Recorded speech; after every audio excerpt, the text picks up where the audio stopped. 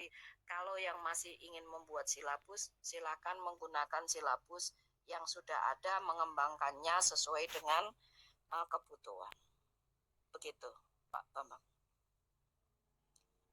Bapak Ibu yang lain masih ada?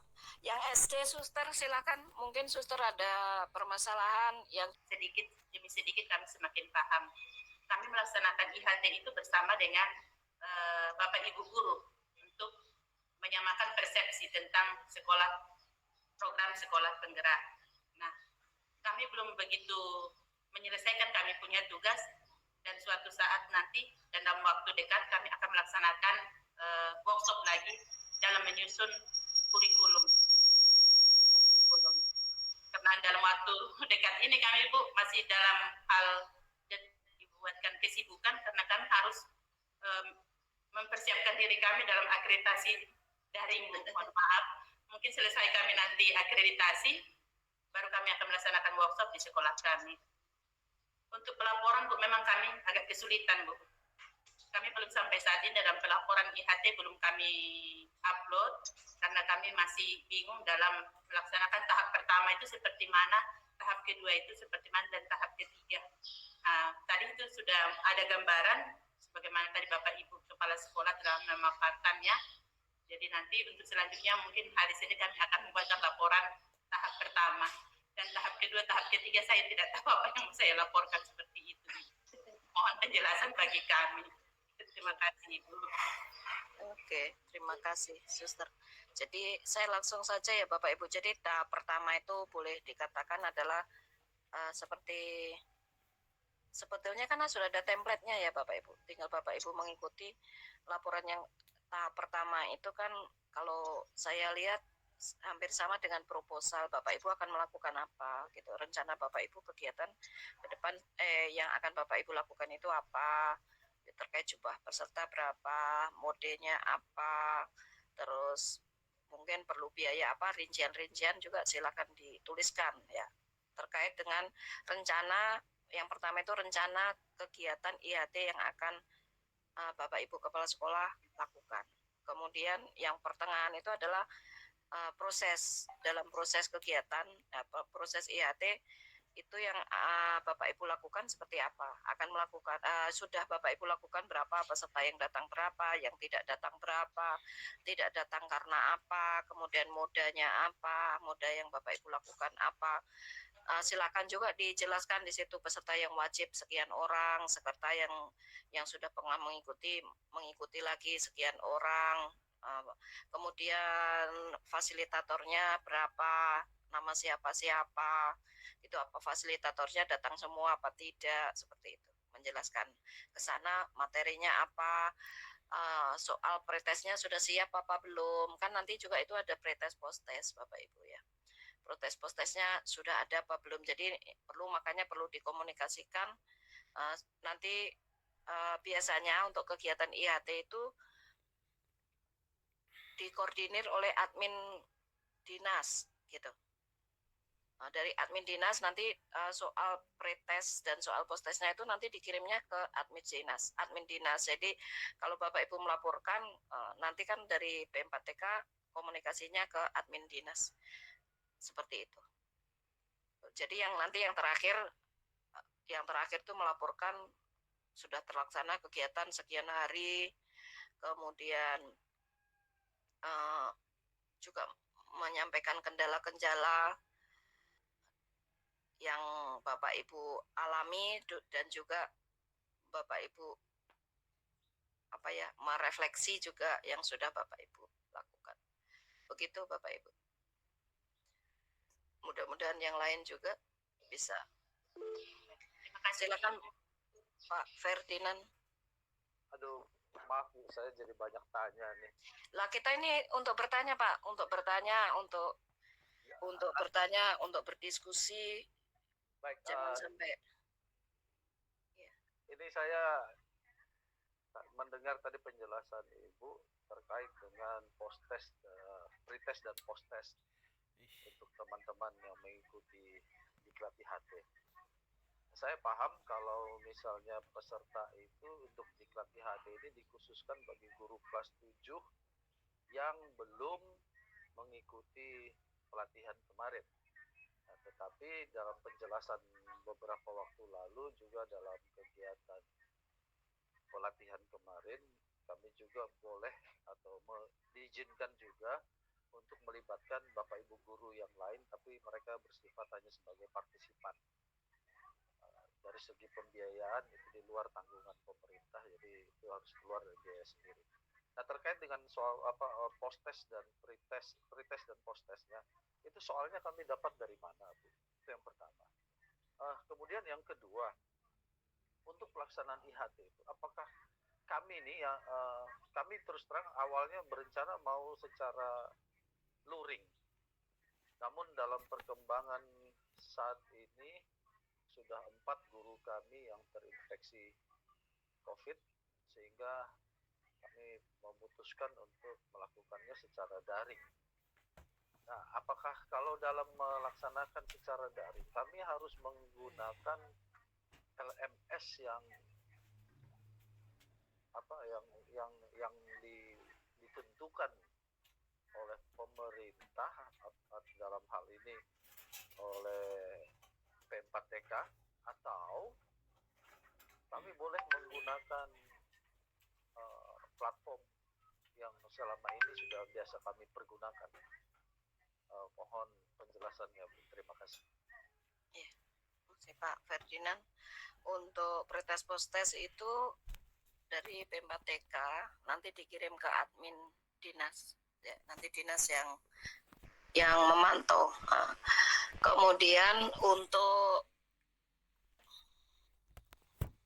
ini ya, MLS, platform LMS-nya itu, ini yang malah saya juga agak nggak terlalu. Biasanya kan kalau sekolah-sekolah pakai itu ya Pak, Google Classroom ya. Seperti itu. Ya, kebetulan di tempat kami pakai Office 365. Oh, pakai Webex Microsoft Teams. Iya, pakai Microsoft Teams. Ya. Nanti dikomunikasikan saja Pak, tetapi dari mereka itu selalu memintanya itu di sini pakai Gmail. Ya. Itu mungkin menjadi salah satu kesulitan kita ya, karena tidak semua guru masuk di Dapodik. Jadi sehingga tidak semua guru punya SIM PKB. Itu mungkin kesulitannya di sana. Ya. Betul. Jadi mungkin nanti dikomunikasikan. Bapak juga boleh juga pakai blended juga boleh Pak. Jadi campuran antara luring dan daring. Kemarin ada beberapa yang di Manowari itu gurunya yang sakit ya luring, yang enggak sakit yang sakit daring ya, maksudnya sakit ini dalam kondisi lagi isoman gitu, daring. Kemudian kalau yang tidak luring, protokol kesehatan. Nah, hanya bedanya yaitu mereka kan kalau yang sama-sama haknya sama, cuma yang kalau ikut daring tidak dapat nasi kotak gitu. Jadi itu yang membedakan, nanti dikomunikasikan, karena menjadi pertanggungjawaban kepala sekolah ya nanti untuk menentukan mau seperti apa. Kalau saya Pak, menurut saya boleh Bapak pakai yang mana yang memang gurunya sudah familiar dan itu efektif untuk menghasilkan produk atau menghasilkan kesepakatan untuk pelaksanaan kurikulum penggerak seperti itu. Jadi silahkan kalau mau pakai seperti apa, tapi nanti dilaporkan. Saya kemarin malah kalau daripada ribet melaporkan harus seperti apa, bikin aja luring nanti dilaporkan. Bikin aja combine ya, kan blended ya, gitu, blended untuk daring dan luring. Nanti dilaporkan luring gitu. Seperti gini contohnya. Itu yang saya bilang, mau dibilang menjerumuskan, yaitu mungkin salah satu alternatif atau salah satu strategi yang harus kita juga cerdas memanfaatkannya. Kondisi seperti sekarang ini kan tidak memungkinkan. Kalau Bapak mau luring misalnya kan itu harusnya 10 hari kan dikerjakan selama 8 hari gitu. Sehingga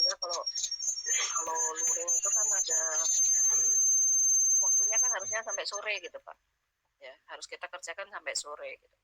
Sementara kita itu tidak bisa melakukan ini karena kondisi seperti itu. Jadi saya menyarankan ya bentuknya itu sama, kita desain sama seperti pada saat daring itu ya. Jadi waktunya sinkronus ya itu 4 JP itu gitu. 4 JP yang 3 JP gitu. Selanjutnya adalah asinkronus. Nanti asinkronusnya tugas di rumah silahkan Bapak Ibu menggunakan apa, tetapi mungkin ketemu di sekolah itu berapa jam, 2 jam lah paling lama lah ya gitu.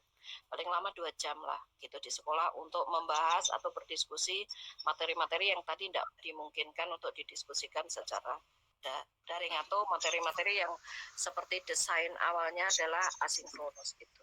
Saya menyarankan seperti itu Pak, karena supaya lebih efektif, mengefektifkan waktu dan menjadi apa ya, mencari jeda sedikit untuk kita itu bisa tetap luring tetapi sehat gitu, tetap luring tetapi sehat dan tidak menyalahkan. Iya seperti itu, karena bagaimanapun pentingnya program sekolah penggerak itu tetap lebih penting menjaga kesehatan. Pak Bambang silakan. Terima kasih, minta maaf Bu. Jadi mumpung ada kesempatan sekalian supaya saya dengan teman-teman bisa jelas, nanti saya menyampaikan juga jelas. Ada dua hal Ibu. Yang pertama itu melanjutkan apa yang disampaikan oleh Pak Ferdinand tentang IHT.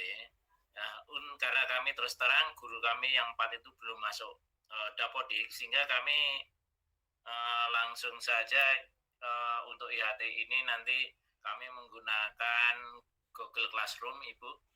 Jadi dari pretest, materi, tugas maupun tugas mandiri nanti semua ada di Google Classroom itu Ibu.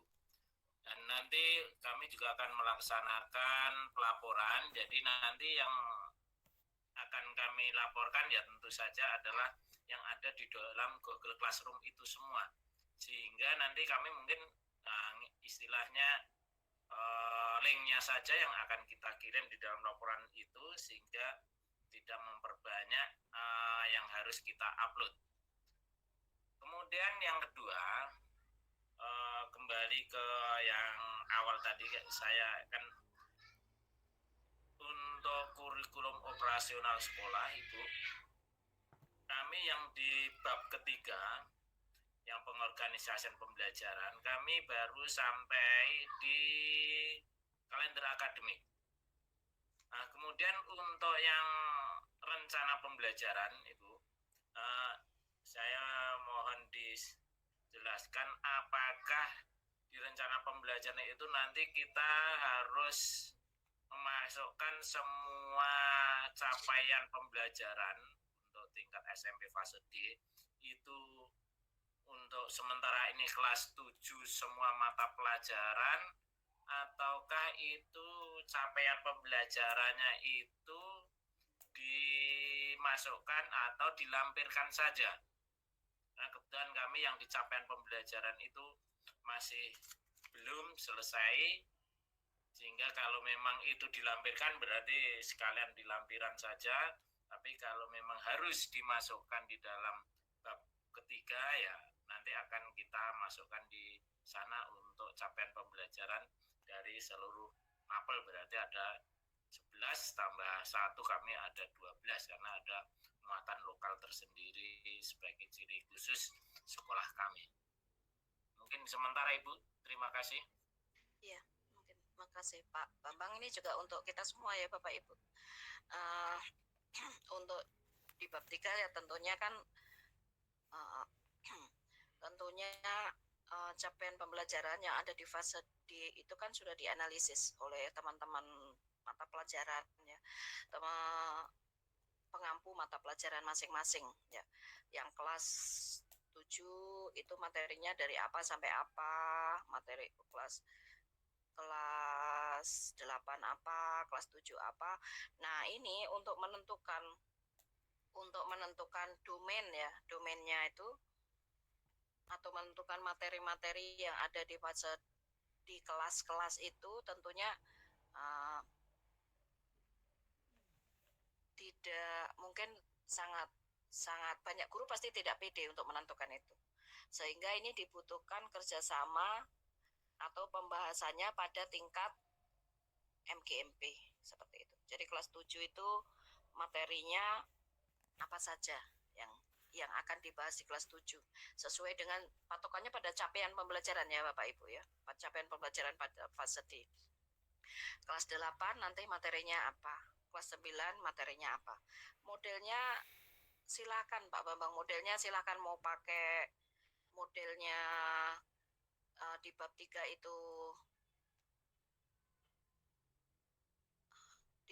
itu misalnya mau langsung dimasukkan atau yang jelas kalau sudah ada dituliskan kan tidak perlu dilampirkan ya Pak, seperti itu. Jadi dari mulai alur dari semua sampai dengan apa sih bab 3 itu isinya sabar ya Pak saya. Organisasian, muatan kurikulum, kemudian rencana pembelajaran, kemudian pendampingan, pengembangan dan evaluasi. Iya. Sabar saya juga melihat supaya saya juga tidak hafal juga. Malah Bapak Ibu kan yang lebih hafal dari saya karena yang dipegang.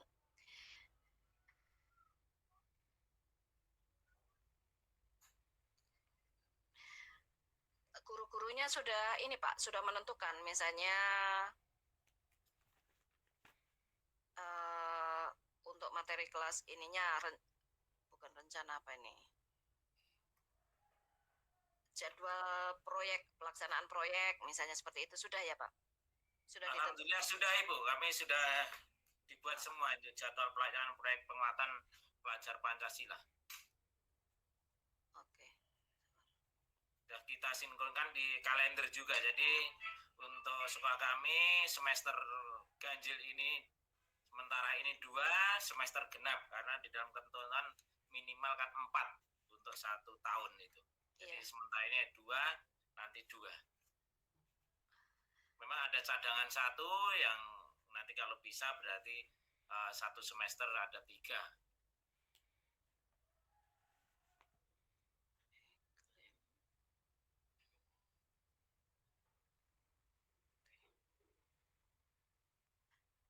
Ini contohnya itu macam-macam ya Pak ya. Ada yang menyantumkan langsung, ada juga yang menjadikan lampiran seperti itu. Terus yang diharapkan kira-kira bagaimana Ibu? Kalau saya lebih senang kalau itu bentuknya simpel gitu Pak, yang enggak bertele-tele gitu. Jadi jangan sampai malah kebanyakan lampiran, akhirnya malah itu. Atau mungkin saya belum pernah merasakan membuatnya, jadi rohnya itu saya terus terang. Saya juga mencari-cari model yang enak digunakan gitu Pak, lebih yang ke sana. Kalau menurut Pak Bambang, menurut Pak Bambang bagaimana, lebih enak digunakan kalau itu dia banyak atau dia simpel, tetapi nanti kalau akan mencari menyesuaikan lampiran misalnya untuk PPKN, berarti cuma mencari lampirannya PPKN, kan begitu. Jadi di bab 3 itu kan kalau dimasukkan semua kan otomatis akan banyak sekali gitu ya. Jadi untuk mencari poin yang berikutnya gitu ya, misalnya tentang jadwal, rencana pembelajarannya, itu jadi kayak jadi panjang gitu mencarinya. Begitu Pak Bambang. Jadi mungkin saya lebih setuju dibuatkan lampiran saja Pak, supaya nggak ada patokan khususnya harus seperti itu, nggak ada Pak. Nggak ada, yang penting praktis, kemudian mudah dilihatnya, mudah dibacanya, dan datanya itu betul-betul sesuai dengan ini ya Pak, betul-betul sesuai dengan prinsip dari pengembangan kurikulum itu sendiri. Jadi betul-betul akuntabel, bisa dipertanggungjawabkan, kemudian melibatkan pada saat penyusunan juga melibatkan dari berbagai pemangku kepentingan, walaupun tadi ada Pak Muji tadi membuat konsep dulu gitu, atau ada tim sukses, ada timnya dulu, tetapi bagaimanapun tim itu adalah konseptornya ya. Jadi nanti masaknya itu pada saat sudah disampaikan kepada atau dibahas di tingkat forum pada pemangku kepentingan yang ada di sekolah tersebut.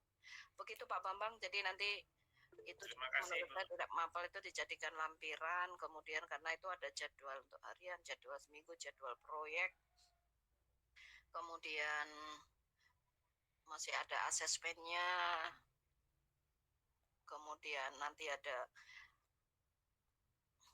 kriteria kan juga nanti disampaikan di sini Pak, kriteria Iya. untuk Kriteria kenaikan, tapi itu di atas rencana pembelajaran Ibu, di muatan masuk di muatan kurikulum. Iya. Iya. Seperti itu. Nanti termasuk rencana pembelajarannya.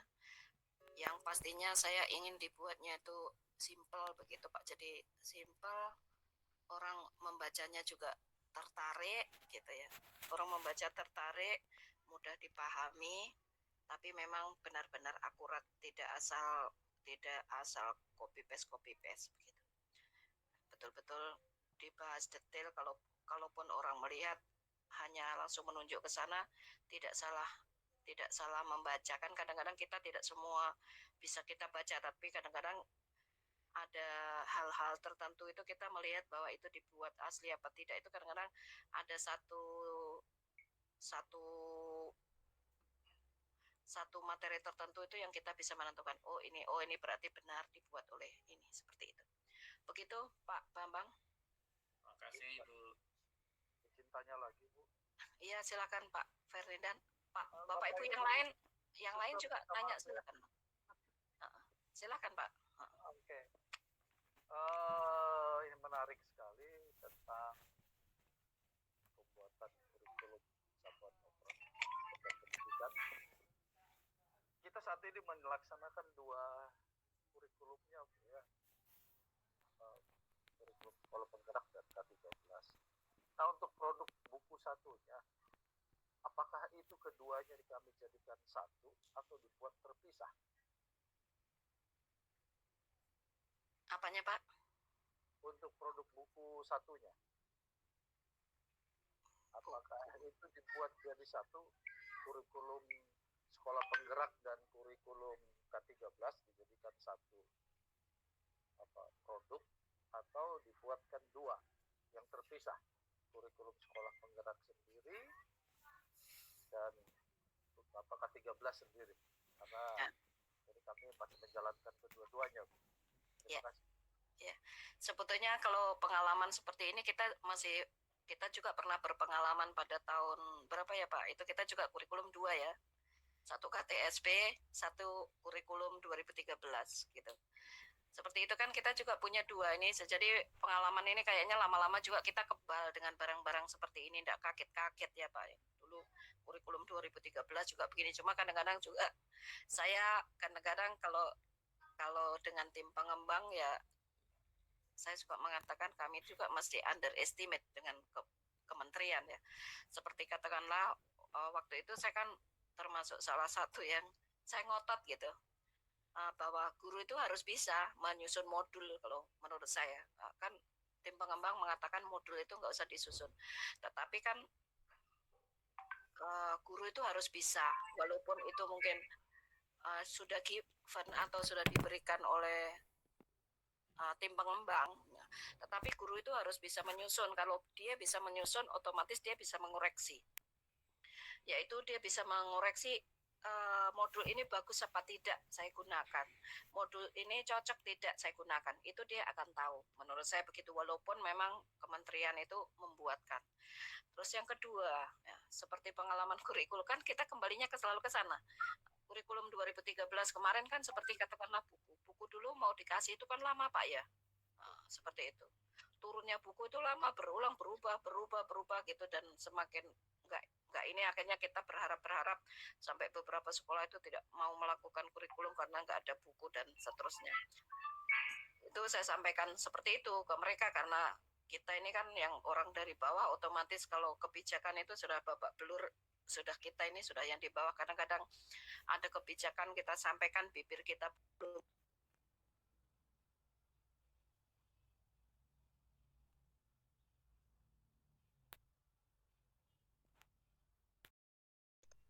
silakan. Kalau secara pribadi saya pastinya bersedia selama punya waktu ya, mungkin kita nggak bertabrakan, tetapi nanti coba juga saya tanyakan ke BK apakah sudah ditentukan gitu. Mungkin saya boleh tahu siapa-siapa pendampingnya gitu Pak.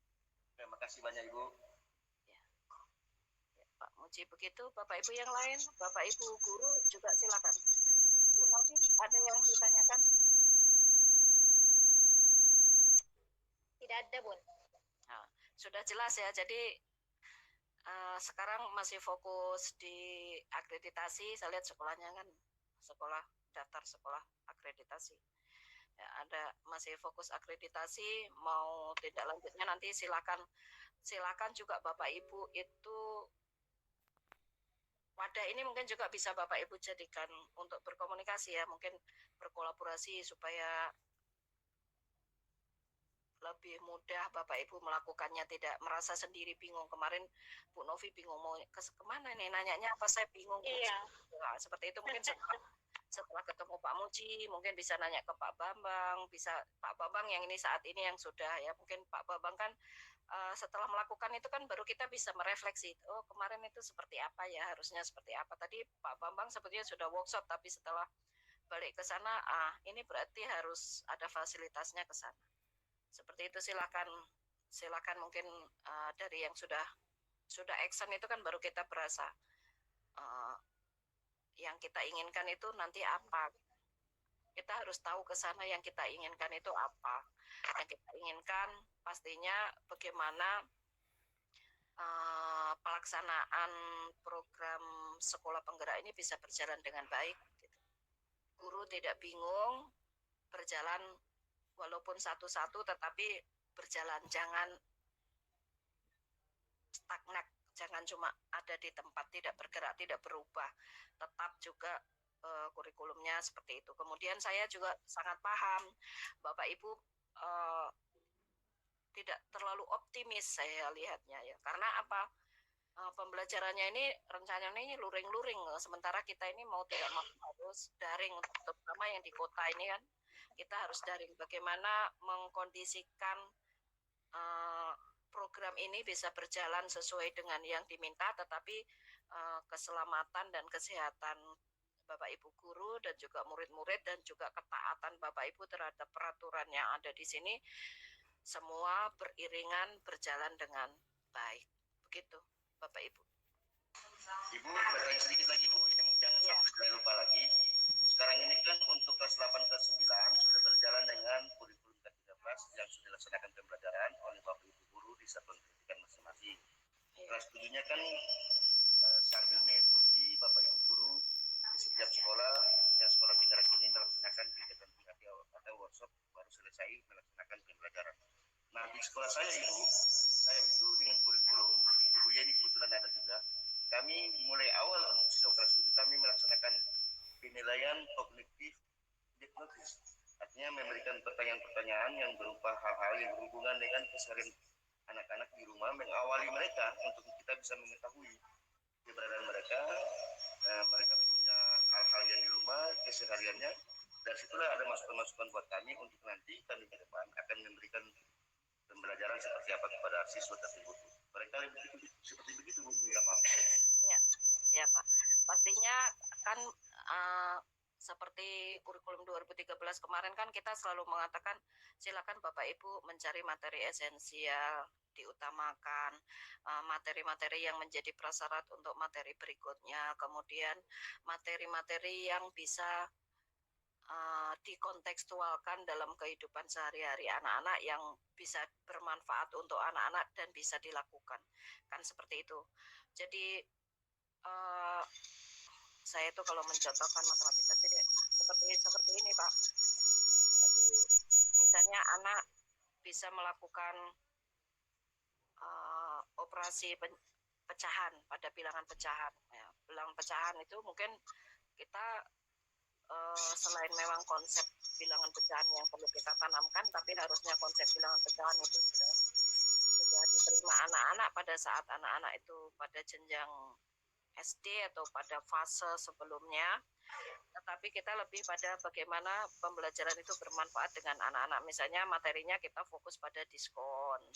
Pada saat pandemi ini ada diskon, saham, sekian persen. Kalau beli sekian berarti beli sekian, uangnya pakai uang ini nanti kembaliannya berapa, kan seperti itu. Jadi itu yang dimaksud dengan mungkin pembelajaran kontekstual. Selain itu juga walaupun ini masih isunya masih gunjang ganjing yang masih belum jelas, kita kan juga perlu mempersiapkan anak-anak untuk kegiatan AN ya Pak ya, asesmen nasional gitu. Asesmen nasional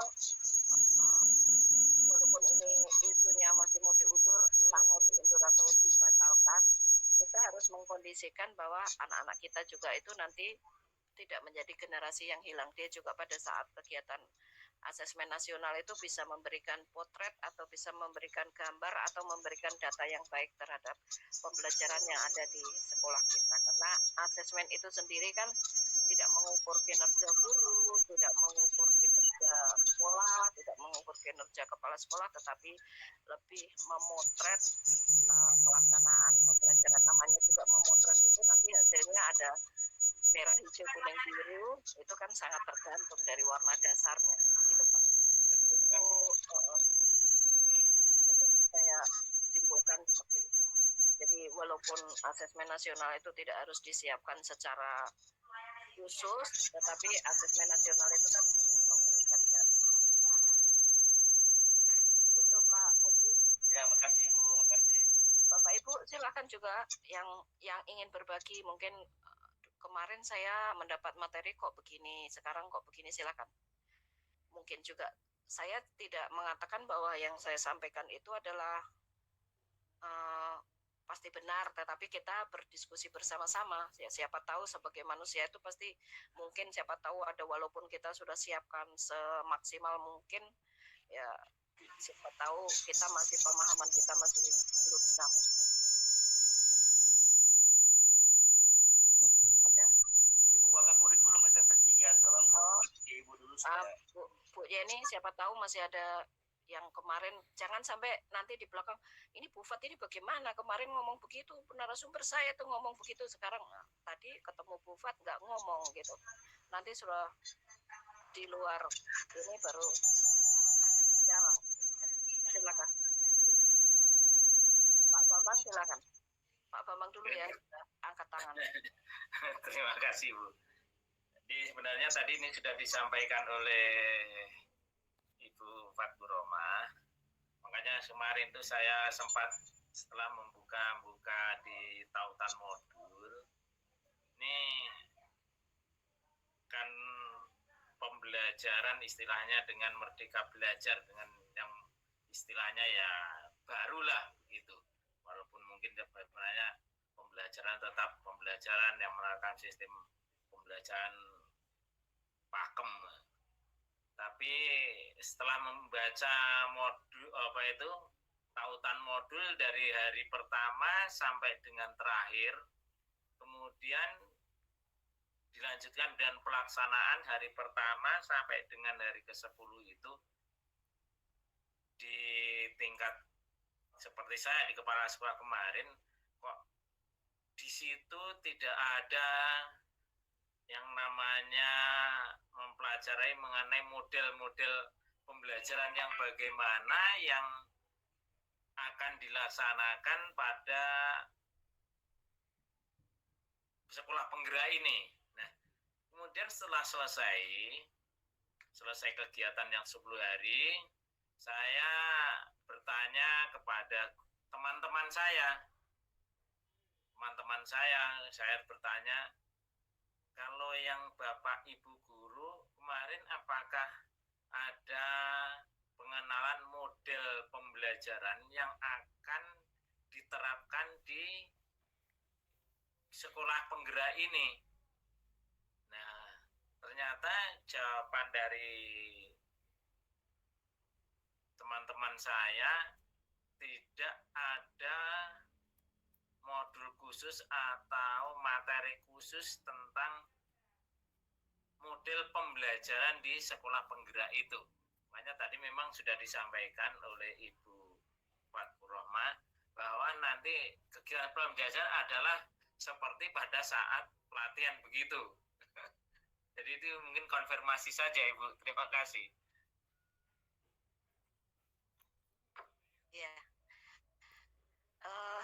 sebetulnya gaya belajar kita yang sekarang ini, Pak, harapannya kan bisa ditiru oleh guru-guru. Modelnya sinkronus asinkronus yang sudah kita lakukan itu kemarin. Kalau saya sendiri itu pertama saya juga tidak ngeh, Pak. Begitu saya setelah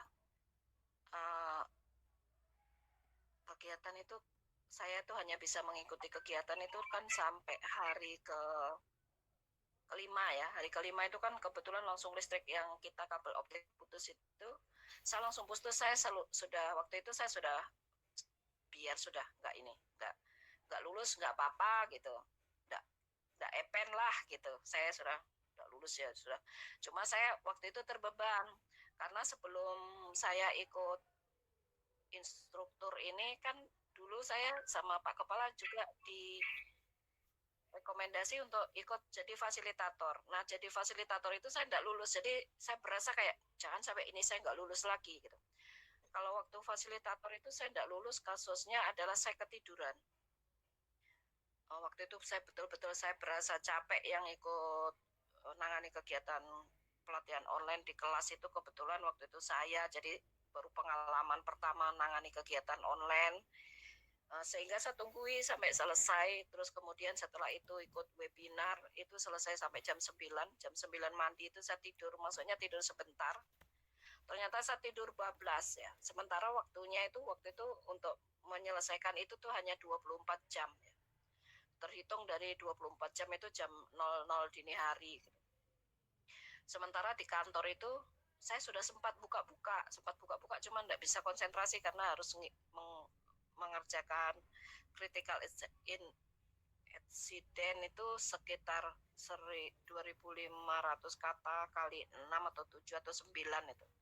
Saya nggak fokus, pikir saya nanti di rumah. Ternyata saya ketiduran dan bangun itu pas jam 2. Jam 2 itu begitu saya buka masih saya bisa mengisi. Setelah itu langsung tung ding, time is over gitu, waktu Anda habis gitu. Sudah, saya bilang, waduh ini sudah langsung di SIM PKB saya tuh langsung bunyinya, Anda dinyatakan tidak lulus pada, rasanya kan sakit sekali ya Pak kalau dinyatakan tidak lulus gitu. Makanya kegiatan ini begitu saya tidak lulus itu saya sudah kepikiran. Akhirnya saya pure-pure suami saya ya, supaya saya diizinkan pergi ke tempat yang ada sinyal ya. Kebetulan ada anak saya di Timika, saya minta-minta untuk nengok anak saya ke Timika gitu. Padahal saya tujuan utamanya itu saya nyari jaringan ini supaya ada internet. Ini saya bukan pamer tapi motivasi saya juga sampai ke sana gitu. Dengan mengeluarkan uang pribadi gitu. Saya nengok anak saya ke Timika, baru di Timika 2 hari sudah ada lagi informasi mau lockdown waktu itu. Mau lockdown lagi bandara. Nah, itu terpaksa di hari yang terakhir saya harus pulang gitu. Padahal saat itu harusnya saya post test tidak bisa mengikuti. Akhirnya ya mungkin masih nasib baik ya, kami dikondisikan, akhirnya pelatihnya yang datang ke Jayapura melatih. Yang saya cuma SMP itu saya dengan Pak Hulman berdua. Kalau Pak Hulman memang di hari yang kelima itu memang begitu kabel optik mati, memang Pak Hulman waktu itu memang kelasnya tutup karena narasumbernya sakit. Kalau saya kan tidak. Akhirnya kami itu malah narasumbernya satu datang untuk mengajari kita. Datang di Jayapura. Seperti itu. Akhirnya saya juga kehilangan momen ngajar yang modelnya online itu sampai tamat itu saya agak raba-raba gitu ya. Nggak sampai tuntasnya seperti apa pada saat materi literasi digital itu saya nggak bisa mengikuti. Tetapi kelebihan kami sudah bisa memfasilitasi secara luringnya itu seperti apa kami tahu. Itu mungkin kelebihan kita. Yang lain tidak tahu mau fasilitasi luring untuk kegiatan ini, tapi kita tahu strategi untuk memfasilitasi luring dan mungkin kami lebih mendapatkan materi lebih banyak. Pada saat TOT kan setiap ini baru dikasih materi, setiap ini baru dikasih materi. Nah, itu saya tidak menemukan polanya di situ. Setelah saya ngajar, itu baru saya gini ngeliatin, kan begitu di LMS hari ini narasumber bikin apa, narasumber apa, baru saya lihat kok ini kemarin dibahas, kemarin ini dibahas. Di hari ketiga baru saya tahu Pak, ternyata oh jadi ini diskusi dulu, baru paginya itu dibahas, baru narasumber menanyakan, Bapak Ibu tadi sudah tahu apa yang Bapak Ibu pahami tentang ini, Bapak Ibu pahami tentang ini. Nah itu model gaya seperti itu yang dipakai, yang bisa Bapak Ibu gunakan untuk mengajar di kelas secara daring. Ya, gayanya seperti itu. Jadi sebetulnya ini juga bukan gaya baru, karena pada saat pembelajaran online ya, pertama sekali kita melakukan pembelajaran daring ya dari Kemdikbud itu saya sudah menyampaikan materi itu ya. Kalau tidak salah itu di SMP itu saya juga sudah menyampaikan materi itu, bagaimana strategi pembelajaran daring itu. Caranya dengan pembelajaran flip chart tadi, pembelajaran dibalik ya, terbalik gitu. Terbalik, jadi diberikan tugas dulu baru dikonfirmasi, bukan dikonfirmasi dulu baru dikasih tugas. Seperti itu. Jadi dikasih anak-anak mencari tahu dulu seperti apa, baru nanti kalau mereka bingung kita bahas bersama-sama. Jadi tanpa kita jelaskan bahwa Anda jawabnya salah atau benar, itu akan tahu sendiri. Dengan sendirinya akan tahu gitu. Oh ternyata saya salah ya Bu ya, kok tadi itu saya jawabnya seperti ini. Sama dengan Bapak Ibu kan, pada saat Bapak Ibu mengerjakan LMS, Bapak Ibu kerjakan atau mengerjakan LKI itu kan Bapak Ibu mengerjakan saja seperti yang Bapak Ibu tahu. Begitu hari berikutnya diskusi baru, oh ternyata yang saya kerjakan kemarin itu salah, kan begitu. Tanpa harus narasumber mengatakan itu salah, Bapak Ibu bisa mengoreksi diri sendiri bahwa Bapak Ibu tadi salah gitu.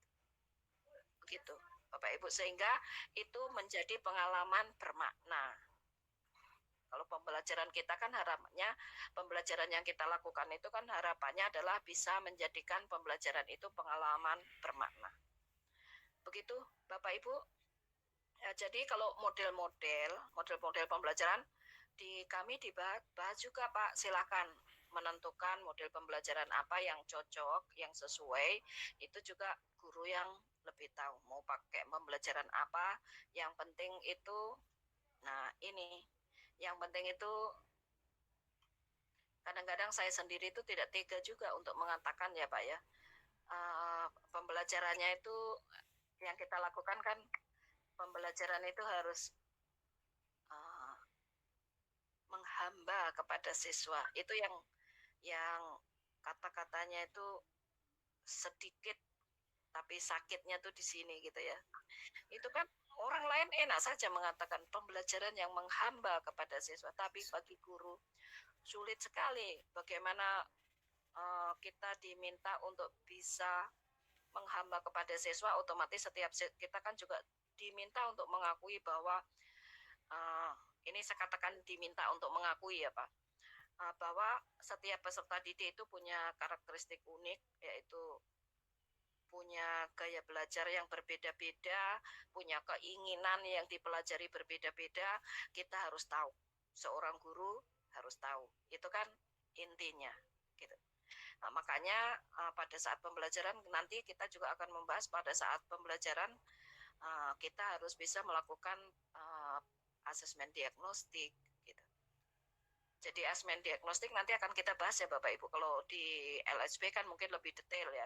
Kalau kita mungkin tidak terlalu sedetail-detail itu, karena sasaran kita adalah muridnya adalah reguler. Kita katakan adalah reguler karena perbedaannya itu tidak terlalu banyak antara peserta didik yang satu dan peserta didik yang lain, tapi kita harus tahu. Sehingga kenapa pada saat melakukan asesmen itu kita kadang diminta untuk berbagai teknik tadi.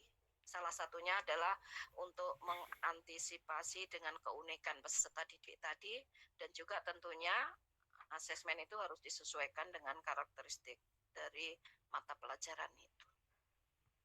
Begitu Pak. Jadi modelnya terserah, tetapi gaya belajar seperti ini, model belajar yang ada di sini ini yang bisa kita contoh untuk melakukan pembelajaran daring. Begitu Bapak Ibu yang lain.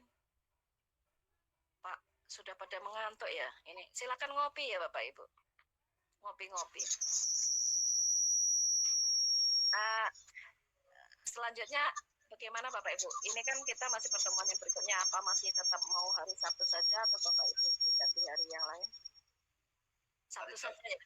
Sabtu aja Bu, hari Sabtu. Jamnya, Bu, ya, waktunya cocok hari Sabtu, Bu. iya.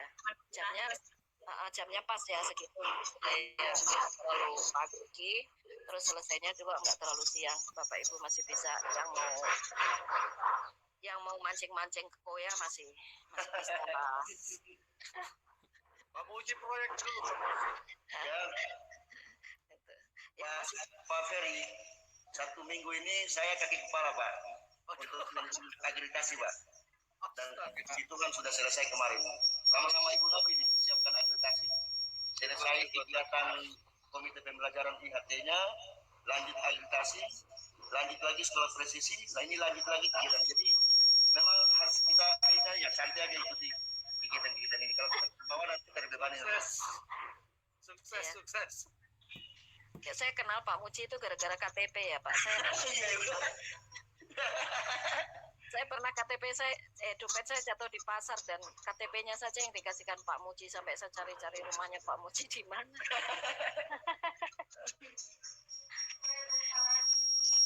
Iya, baik Bapak Ibu boleh dibuka videonya kan Bapak Ibu, kita selain absen.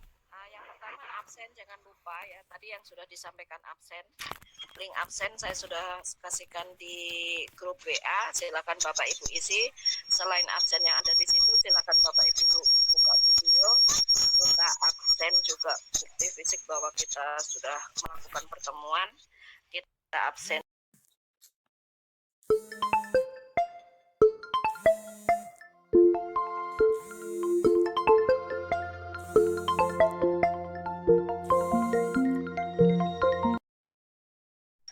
Pertemuan kita pada saat ini kita akhiri sampai di sini. Nanti masih silakan kalau masih ada mau lanjut berdiskusi nanti di grup, silakan. Untuk pertemuan di hari berikutnya kita akan membahas ini ya, materi-materi. Pak Muji ini proyeknya besar jadi Dengan Pak Ferry, Bu. Dengan Pak Ferry. Oh, dengan Pak Ferry juga, Pak. Iya. Proyek apa tuh? Wah. Nah, itu bunyinya itu. Itu kan proyeknya biasa sama-sama. Atau Pak Ferry dengan Pak Muji. Proyeknya itu saya insya Allah mau undang Ibu Fat ke sekolah jadi. Jadi bunyi itu kan menentukan proyek ya Pak, tidak proyek menentukan bunyi. Baik Bapak Ibu, kita akhiri untuk pertemuan kita hari ini. Mudah-mudahan apa yang kita diskusikan ya, kita ngobrol-ngobrol di sini ya. Jadi kita silakan ngobrol, nanti mungkin ada fasilitas untuk menyanyi kah supaya menghibur diri sendiri ya di dalam grup yang ke depan. Kita akhiri, mudah-mudahan yang kita bahas hari ini bermanfaat untuk kita semua. Mudah-mudahan juga menjadikan bekal untuk Bapak Ibu berpartisipasi dalam menyukseskan program sekolah penggerak. Baiklah, kita akhiri kita mohon kesediaan sekarang, berarti Pak Ferdinand mengakhiri kita dalam doa. Silakan. Terima kasih untuk kesempatan yang diberikan Bapak Ibu. Izinkan saya memimpin doa penutup kita pada kesempatan siang hari ini. Saya akan pimpin dengan iman kepercayaan saya Katolik, Bapak Ibu yang lain menyesuaikan. Kita bersatu dalam doa. Dalam nama Bapa dan Putra dan Roh Kudus. Kami bersyukur kepadamu Tuhan untuk penyelenggaran-Mu dalam kehidupan kami, terlebih khusus untuk kegiatan pertemuan kami dalam program pendampingan program sekolah penggerak yang pertama ini. Terima kasih Tuhan karena Kau telah mengumpulkan kami dan dibimbing secara langsung oleh Ibu Fat, seseorang yang begitu peduli terhadap kemajuan pendidikan di tanah Papua. Kami mohon rahmat dan berkat-Mu secara khusus bagi beliau dan keluarganya, berikan rahmat kesehatan sehingga beliau dapat terus mengabdikan dirinya untuk pendidikan di tanah Papua. Kami juga mohon rahmat kesehatan bagi kami semua yang hadir di tempat ini, juga bagi seluruh keluarga kami. Tuhan jauhkan kami dari segala sakit penyakit, sehingga kami mampu melaksanakan tugas-tugas dan tanggung jawab kami seperti yang Kau kehendaki. Terima kasih Bapa, kami sampaikan kehadirat-Mu hanya melalui perantaraan Kristus Yesus Tuhan dan Juru Selamat kami. Amin. Bapa dan Putra dan Roh Kudus. Terima kasih Bapak Ibu. Ya, terima kasih Pak Ferdinand. Ya, saya akhiri. Assalamualaikum warahmatullahi wabarakatuh. Selamat siang, selamat beristirahat, tetap menjaga protokol kesehatan. Ya, silakan Bapak Ibu meninggalkan ruangan ini atau lift dari room ini. Silakan.